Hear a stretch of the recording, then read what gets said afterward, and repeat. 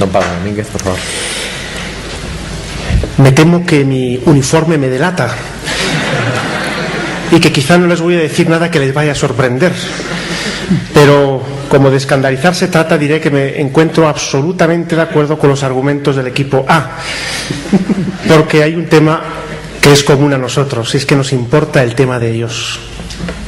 No es ninguna broma. Es un tema muy interesante porque, sobre todo desde la época del neopositivismo lógico, se ha tratado de vender la idea de que hablar de Dios o discutir de Dios carece de sentido sin Dios, ¿no? Eso se ha tratado de decir, carece de sentido, y no es verdad.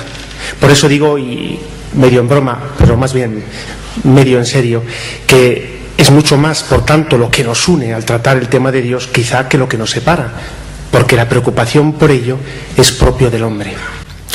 Y lo que les voy a hacer durante estos minutos de mi exposición es contarles mi vida. Sí, es que no tiene una otra ocasión de tanta gente delante para contar la vida de uno, por tanto, lo hago.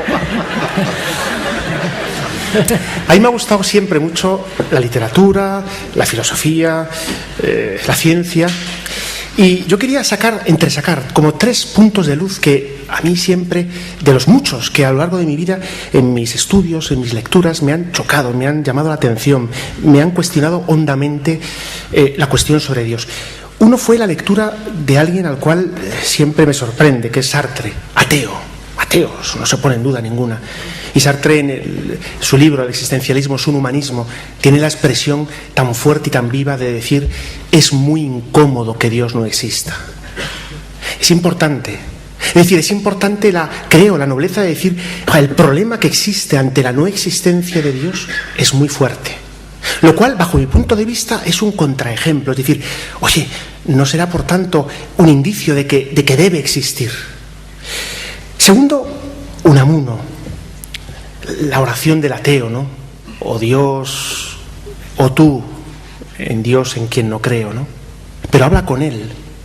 Es como una especie de desgarrón interior, la creencia, la conciencia de que no existe por algún motivo y sin embargo tiene que existir. Es decir, si no, parece que todo esto se apaga en exceso. Tercero, muchos autores de ciencia. He querido traer a propósito 3 autores no creyentes: Sartre, Unamuno, Stefan Gould, un científico muy interesante.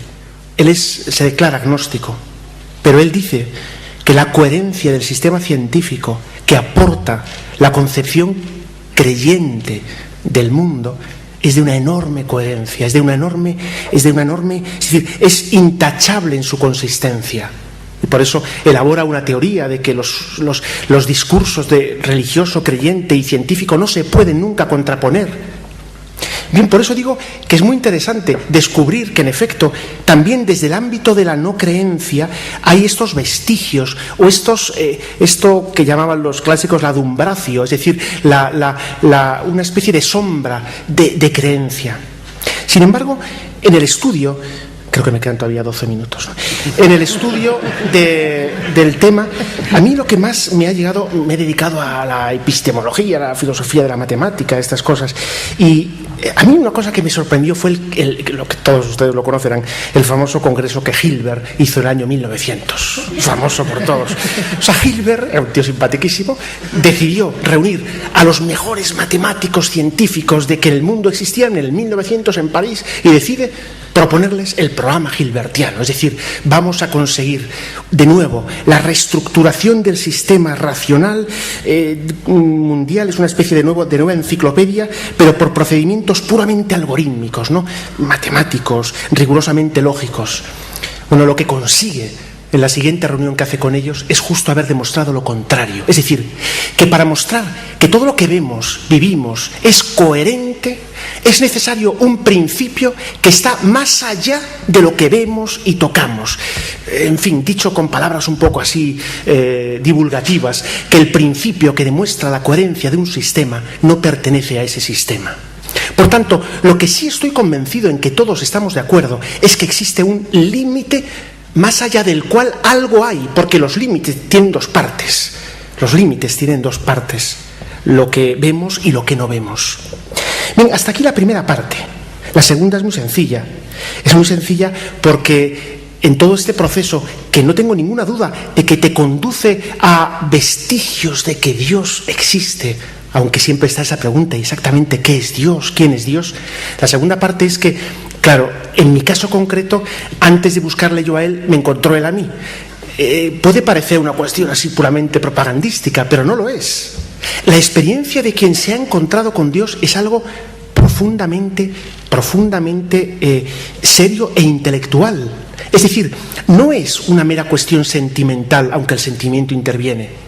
Lo que pasa es que la armonía que existe entre lo que creo, y acabo, y lo que he recibido por la fe, es admirable. Es decir, la sintonía es tan admirable que ante estas cuestiones de Sartre, de Unamuno, de Gould, veo que efectivamente la respuesta de la fe, del Dios que me ha hablado, es fundamental, se acopla perfectamente. A eso sí, y para acabar, es verdad, por tanto, que yo puedo decirlo, y lo digo así, sé que Dios existe, pero también diré una cosa, lo que también sé es que es muchísimo más lo que no sé de Dios, es muchísimo más lo que desconozco de Él, y sí sé que no sé todavía cómo es, que necesito verle más, que necesito conocerle más, y por tanto, mi sabiduría, entre comillas, a lo que me lleva es sobre todo a la profunda humildad de la razón o humillación de la razón de decir, Dios mío, eres demasiado grande como para poder conocerte. Lo que pasa es que tú te has dado a conocer. Nada, muchas gracias.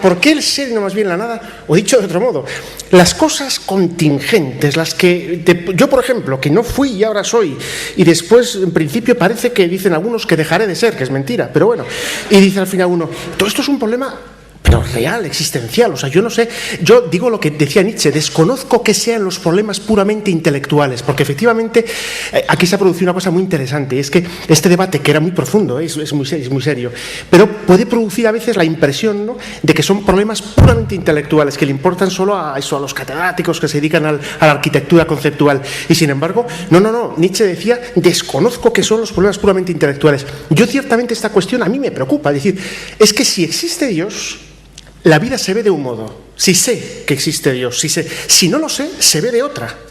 Y lo cierto es que son dos formas de ver la vida que a mí, que me tengo que situar necesariamente, y las consecuencias de ambas dos son tan grandes que no puede ser que ese problema me deje indiferente. Por eso, efectivamente, la cuestión de por qué el ser y no más bien la nada, o lo que se plantea aquí, sé que existe Dios, digo, bueno, es que me lo tengo que cuestionar necesariamente. Y es verdad, yo todo aquello que hago, que estudio, que realizo cada mañana, tal, lo hago desde la perspectiva de algo que digo saber. Yo les digo que sé, pero lo digo así un poco más humildemente para no parecer que digo saber, y es que Dios existe, ¿no? Que sé que Dios está ahí, ¿no?